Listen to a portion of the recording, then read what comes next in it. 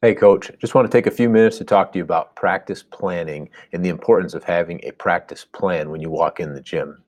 Now, I am going to show you a couple different examples of practice plans, but first, there are three reasons that you really want to have a practice plan in place. The first reason is it makes your practices more efficient. You want to use every minute you have in the gym to its fullest potential. We don't have that much time with our teams, and even if we had more, their attention span usually isn't long enough for us to do a whole lot more than the hour and a half or 2 hours we have to practice with them. So that's the first thing. It makes it more efficient. The second thing is you can work through and think through what you want to get accomplished. What's your point of emphasis for a particular drill or a particular day when it comes to skill building, as well as what's your emphasis on your culture? The things that you emphasize the most are the things the players are going to buy into and the things that your culture and your team are going to be built upon.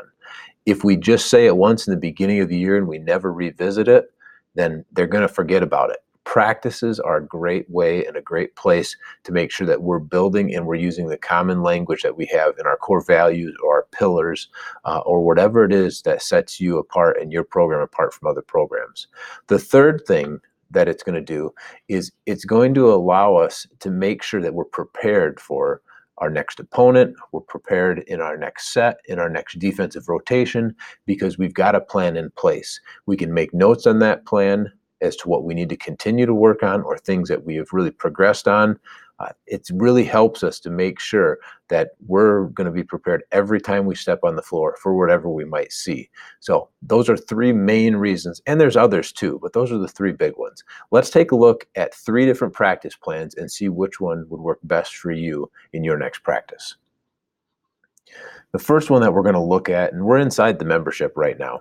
This is part of what you get when you're a member. So if you're not a member yet, you can kind of get a glimpse inside the membership and see what's there. If you are a member, this is all available to you. There's no upsell, there's no hidden fee to it. Once you're a member, you get access to everything. So looking at this first template here that we'll click on, it's going to bring up just a PDF version here that you can print off and you can write down your practice plan on. This is a pretty simple version right here where we can enter in just the time, whether it's we start at 3 o'clock and we want to go 3 to 3:10 is going to be our warm-ups, or if you just want to write 10 minutes warm-ups, maybe list a couple of warm-ups and then you do 10 minutes shooting. However you want to do it, it's got a space there. And then the activity is going to be the drill that we're going to do or whatever play or defense that we want to work on during that time frame. On the right-hand side, do give you a couple of court diagrams. Those are nice to jot down when you're putting in something new as a reminder or just kind of the initial action that gets things going. Or if you see something in practice that you want to make sure to focus on, jot a note, draw it up on a little diagram, and then you've got that for the next day to remind you, okay, what did we have to do today? You just go back and look at that previous practice plan. So this one's pretty simple. The next two that I want to show you are a little bit more in depth. They offer a few more things. And if you see editable and then view only, the editable one will download onto your computer so that you can go in and you can manipulate it in a Word document or an Excel document. The view only allows you to see the PDF form of it. And if that's good enough, you can print that off. You don't have to edit anything, but I want to give you both options just in case. This practice plan has a little bit more to it. So we've got a place for the date, as well as our basketball and our culture emphasis. The basketball emphasis is what are you trying to get better at that day? I typically pick something on the offensive side and the defensive side that we want to get better in. So I'll have two things in that basketball emphasis. The culture emphasis has to do with our core values. What are the things that we've said we want to be good at, we want to be known for, and we want our players to build on in terms of character?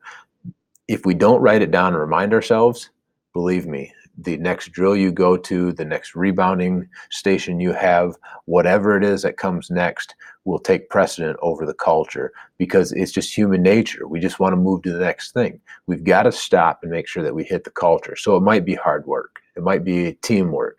It may be encouragement. Whatever it is that you've put down for your culture on that day, emphasize it. And this is just a great reminder that you need to do that.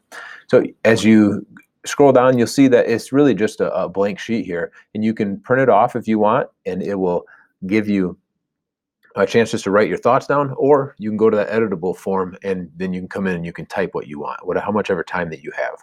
But we can put our time in here as to when we're starting practice, how many minutes we're going to do a specific drill. We can put the drill in here or the play in here that we're going to be working on, our emphasis / assistant. The reason I put both those in there is sometimes we are just emphasizing getting through the play and learning, where we should be at, the screens, those kind of things. The other time, we can have an assistant run that part of practice. I love to give my assistants the opportunity to get out in front and to coach during practice. That's what they love to do, and it helps the players when they come out of a game or if they're on the bench to listen to the assistants. So sometimes I'll do it with our assistants will run our dribbling or our fundamental work at the beginning of practice. I really enjoy having them do that. I think the more emphasis we can give our assistant coaches, the better the players will listen and they'll learn from them. Because you can't always see everything in a game. And a lot of times your assistant's the one who gets a chance to talk to a player or talk to the team when something's happening in the game, just because you're focusing on what's on the court. So that's something that you can break down in here. If you have a specific culture emphasis, sometimes this is different than what you put up at the top. So if our top one is going to be teamwork, that's kind of the overlying thing we're going to talk about during the day. What you may have for a rebounding drill, toughness. So it is teamwork. You both have to be, if we're doing a 2-on-2 drill, you both have to be on the same page. You have to be paying attention. You have to communicate with each other. But at the same time, you have to be tough. You got to hold the block out. You got to get hit a little bit. All those things. So you can put in a specific culture emphasis that you want into each drill, and then you can kind of shift that depending on what you're doing. You can also put in things like quickness, or it might be something about high fives. If you don't put down high five in there, you may forget to tell the guys, hey, on every possession that you guys get a win, you're going to high five each other. We're going to build this up. That builds teamwork, but it also tells a specific action that we want to do and promote within our culture. So you can see that document, a lot of space to write on. The reminders, things that happen. You got picture day, you got a parent meeting, you've got remind them what they're going to dress like or whatever in the next day of school, that kind of thing. Our 3-on-3, 4-on-4, and 5-on-5, that's where you put your teams. Who do you want them to line up with when you're doing a 3-on-3 drill or 4-on-4 drill? Otherwise, they start to gravitate towards their own team. And maybe you want to put the best player with some of the guys who are towards the end. Maybe you want to put the 3 best guys on the team together. Have that lined up before you even walk into practice. It'll save you a ton of time, and you'll be able to get to the next thing extremely quickly. And then do that for each drill that you're going to do that requires a different number of people. You'll never have to have them line up, number off, wait for you to make teams, anything like that. You're good to go. All right, let's look at the third one real quick. And this one is the most in-depth of all of them, and it's probably the one that I use the most, just because it offers a lot. First thing that you'll see is there are some courts on there. I love having the courts there. Usually I do the practice plan, print it off, and then I will jot notes on that court, because it's easier to do it by hand than it is to try to draw within an Excel document or a Word document or something. But you can see we've got a place for the date. We've got a quote if you like to do quotes before the day. We have our huddle, which is the time before we get on the court and actually practicing. So this one was 7 minutes. This was actually a tryout plan that we used. So we had a sign-in sheet for kids who are trying out, and then what we're looking for, what we wanted to see the kids do. Last, in this top part, is our warm-ups. We always give 10 minutes to warm up and stretch, doing a dynamic warm-up. So we make that available as well.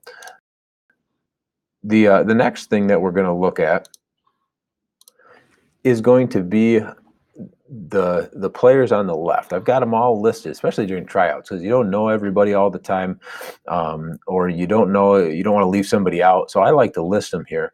Our time is going to be accumulated down here at the bottom. So as you put in your different times, you're going to see this number go up or down depending on how you change things. We have the drill, just like we did in the other document. The thing that's different here is been given space to put what exactly we're working on. And I've broken it down into skill development, offensive stuff, positions, transition, defensive breakdown, and then finally situations. These are key areas in a game or key things that we want to hit in each practice. You may have different ones, but you can go ahead and manipulate this and change it however you want. In our skill development, this is where I may have an assistant coach run this. On this particular day, I didn't have anybody do it because we were just starting out with practice, so I did most of it. But this is definitely something I'd have an assistant do. Doing some Pistol Pete drills, we partnered up, 30 seconds each. We got through those pretty quick. Our mic and shooting, it's 1 minute. We're going to do it 2 times a piece. So that's 4 minutes. Why do I have 5 down there? It's because it takes a few seconds to transition from one guy to the next. Or if we're recording scores, it takes us a minute to record them. So I added just a little bit more time. But you kind of get the gist of that. 2-person, 3-person, 4-person, and 5-person groups are listed on there. And then we have practice reminder and other reminders. Practice reminders are things that we need to do in practice. We're emphasizing the culture. We're emphasizing whatever it is that we wanted to do that day. The other reminders is things like picture day, when's the bus going to leave, or things that we want our players to know before they leave practice that day. So I like put them down there because I'm notorious for forgetting things if I don't write it down. This is a great way for me to remember. So this practice plan, you can add columns, you can add rows to it, or whatever you want. You can manipulate it, but this is what's worked best for me, and I've really enjoyed it. So, Coach, now you know the 3 biggest reasons you want to have a practice plan in place. You've got 3 options here to use. Just log in, download what you need, use it however it is that helps your program, and go out and find more success in less time. Thanks, Coach.